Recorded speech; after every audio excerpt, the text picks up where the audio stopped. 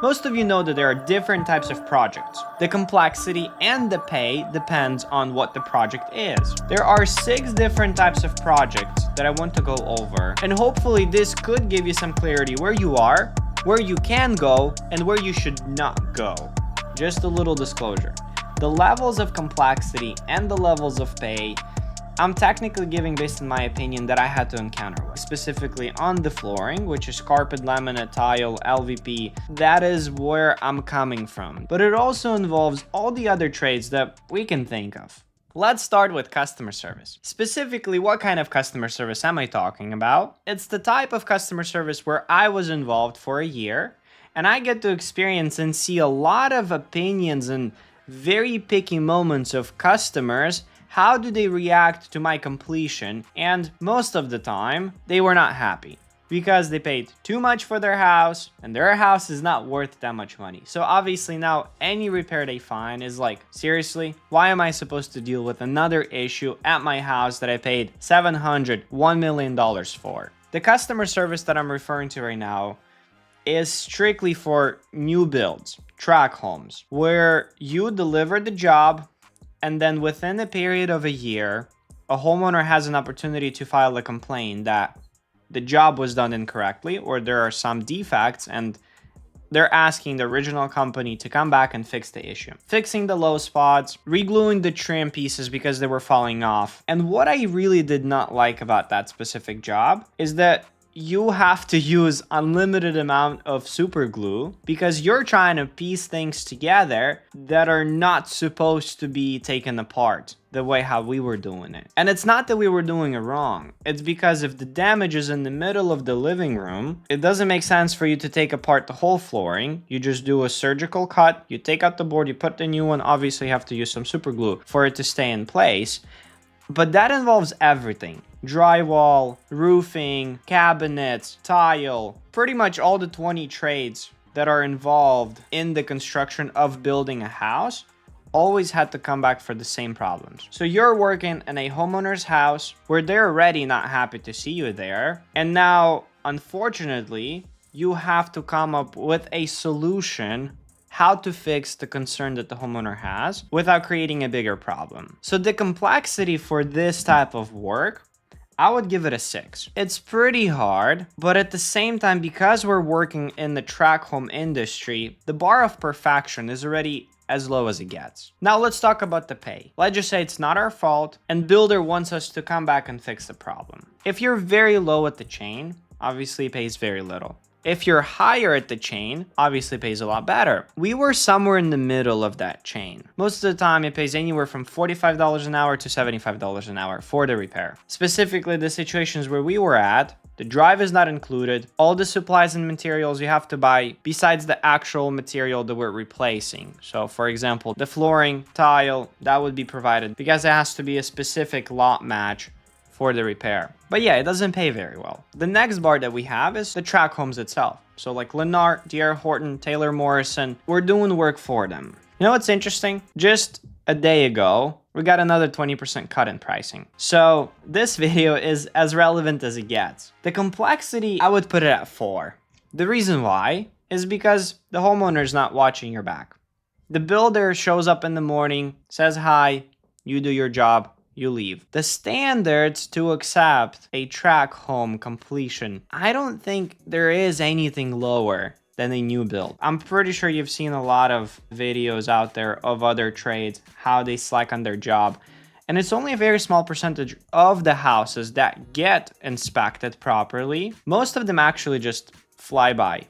And homeowners don't even know that something's wrong with their house. It could be not a structural concern, just like a visual finish trim concern, but it also could be a structural issue. I've seen some framing stuff that was not good. But that's where it kind of mixes with the pay. For the past 10 years, the houses only kept climbing in value. The material costs more than 10 years ago. The labor, I think right now, we're getting paid less than we were 10 years ago. And now this is where you have to make your own conclusions because the liability that you're carrying, the insurances, the supplies that you have to buy to install your trade for the track home, everything got up in price. So you're not left with the same amount of money that you were 10 years ago. Now, what is the logical conclusion?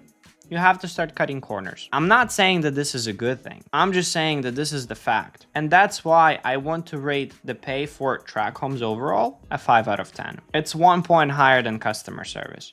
Because this is the benefit where you win, where you just have a lot of work. But technically you have a lot of work only for 6 months. Everything else is really random. So if you were not able to make enough money in the 6-month period, you're technically barely surviving the winter. Now, after you complete the punch list, after 1 year of warranty, most houses visiting 1 to 2 times, you're not left with that much money. The liability is huge. The demand and reputation is very easy to be ruined because you're touching so many projects. And because you're not getting paid enough, you can't pay guys enough to have a very nice quality standard. People start slacking. That's pretty much where it ends. Where it gets a little more exciting is residential home remodels, where a homeowner just bought their house and they want cabinets, flooring, showers to be upgraded, or let's just say homeowner has been living in the house for 10 years and now they just want to refresh their house. Now, these projects are more complex because you do have to be careful with homeowner watching your back. Also, if you're replacing only, for example, the countertops,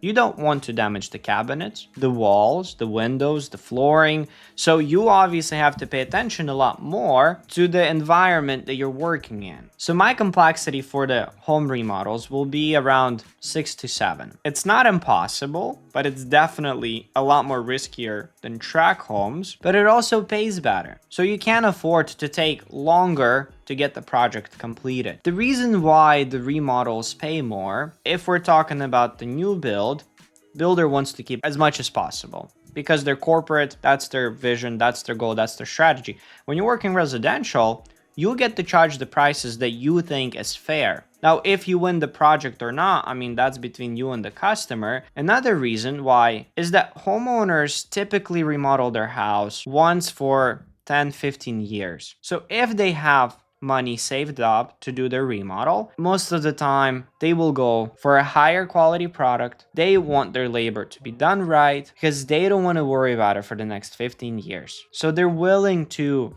pay more for the material, for the labor, for the better outcome. So for the residential home remodels, I would put the pay at the level 7. Custom builds, where you're building a house from scratch. I'll give you the numbers right away because this is really exciting. The complexity level is 8-9.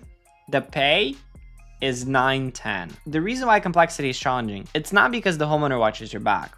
Most of the time, if it's a new build, they're not even at the project. It's that they have a specific vision, and if you're not gonna do it the way how they want it, they will ask you to redo it. That will cost you more money. That will cause them extra headache that they don't like. So it could prevent you from getting the next project, or the word of mouth will not spread as good. So for you to deliver the high standard that the homeowner has, that's why the complexity level is level 9. Why the pay is really good? Most of the people get hard money loan. Some build it for cash, but that means that money fly away like crazy. So the budget that they have for a house is always a lot bigger most of the time, since they're building it for themselves, for custom builds. Or if it's a big builder that's building for high level customer, they will want to have their reputation at the highest level. They don't mind paying more to get a better outcome. So that's why it pays between 9 or 10. Now we have commercial, and specifically new build, like an apartment complex, or like a store, a restaurant. Those I consider to be commercial, big buildings where you have a lot of square footage, square yardage, linear footage in one place. Depends on the trade, of course, but for flooring, cabinets, painting, the complexity falls anywhere between 5 to 7. Depends on what you're doing. Standards are pretty low for a big, massive retail store. They don't really care. And the reason why they don't care is because they want to start making money as soon as possible. So that means open up their units, open up their stores to operate and generate profit as quick as possible. You know what that means? Pay as little as possible. For example, think about a restaurant. Most of the time they operate at night. Lights are down, music is playing, nobody's paying attention to the level, to what kind of material they used. They just want the environment, the vibe, the food. So again, people understand that. Why would I pay extra? Apartment complex. You're gonna have tenants move in. They're gonna trash that place, move out in a couple years. You're gonna have to replace the flooring, paint, cabinets. So again, they don't really care. Commercial, new build, I would give the pay to be at level 5. And the last type of the project that I want to talk about is commercial, specifically remodels. In the office units, in the restaurant, in the big retirement facilities, schools, the complexity is pretty high. It's somewhere between 6 to 8, depends on the project. The reason is because a lot of times you have to work at night. They would want you to work when the business is not operating. Another reason is if you are working during the daytime, now you have to be very cautious with the tools, with the materials, with the supplies. If it's a 2-story building, 3-story building, you have to demo the material, drag it down, bring all the material up. But here we're also touching the sweet spot because people are actually willing to pay more for the better material, for the better supplies, for the better labor. The reason why they're doing the remodel is because it's operating, it's making money, and they want a nicer place for various reasons, to attract better customers, to attract better labor force. So they have their benefits in it. And because the business already is generating the money, they're like, look, we're technically investing into the business, so let's spend as much as possible on this remodel because it's gonna be awesome. Everyone's gonna love it for years, and this is what's bringing the money. So why not spend extra? So that is why commercial remodels pays pretty good. And I would give the level to be anywhere between 8 and 10. Hopefully, I was able to describe the type of projects where you're working in. Maybe you were able to consider some other projects that you might considering looking at, and maybe helped you to understand what projects you want to stay away from. Again, thanks for watching. So if you like this video, like, subscribe. See you next time.